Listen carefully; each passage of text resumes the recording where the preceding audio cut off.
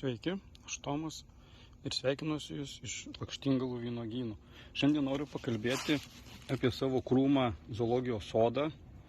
Tai yra krūmas, ant kurio aš auginu 5 veislės, tiksliau hibridinės formas. Tai 3 kalugino formos, Dneprovskij Suvenir, Katiuša ir Energodar.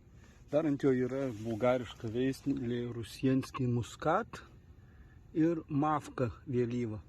Apie jas nekalbėsim, šiandien gal šiek tiek apie, kas mane nustebino, tai kalugino formos Dneprovskij Suvenir, kuri yra jau sunokus, labai tvarkingos kekės, labai gražios uogos, labai geras skonis, netrūkinėja ligom, atspari. Manau, kad bus tikrai labai perspektyvi ir gera forma. Čia yra ant pernykščių skiepų. Jeigu pažiūrėsim, tai va čia skiepas vienas ir va čia kitas. Tai ir čia eina į tą pusę Dneprovskij Suvenir. Toliau Katiuša. Katiuša dar ne visai sunokus, turi lengvą muskatą, bet aš manau, kad ją perkroviau, nes štai čia yra ant vienos stiebo ūglio palikau 2 kekes, tai viena didžiulė ir kita tikrai didžiulė. Ir kas pas Katiušą labai patiko, tai kad dera iš labai pirmų pumpurų. Jeigu gerai pažiūrėtume, tai čia parodyti. Pernai buvo skiepyta, tai va čia skiepo galiukas, pirma akutė, kur išaugęs uglys ir iš pat pirmo eina uglys, štai va šitas, ir ant jo kabo 2 kekės. Viena turbūt daugiau kilogramų, kita kokia pusės kilogramų.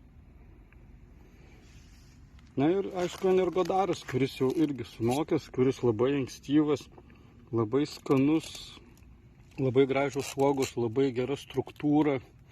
Panašu, kad ir ligom bus labai atsparus. Vienintelė jo problema, kad užsilaužia kotelį, kaip pas visą Krainovo trojką. Tai būtent reikia kišti kažką. Tai aš pakišęs arba rišti, aš pakišęs porostirolo, kad pakeisti kampą. Štai yra pavyzdys, čia jau net ir į link užlūžo. Šiek tiek, jeigu matosi, štai čia yra tas lūžis. Ir kekė jau nenoksta. Ir jau uogos pradeda džiūti. Toliau dar štai čia Energodaras. Po vieną kekę. Čia 2 nedidelės, čia 2 didesnės ant ūglio. Jau sunokęs, kekės tikrai didelės. Ten dar anoj pusėje kabo. Antroj pusėje 2 kekės didžiulės, irgi ant vieno ūglio 2 kekės beveik po kilogramą.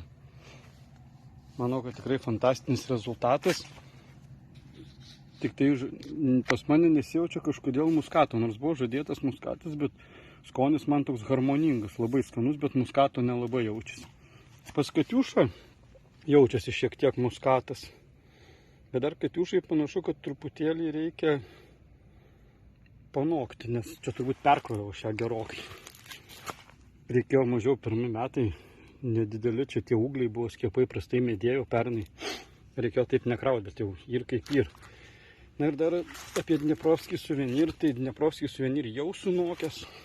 Kekės tikrai labai gražios, labai tvarkingos, uogos irgi didelės. Štai. Taip.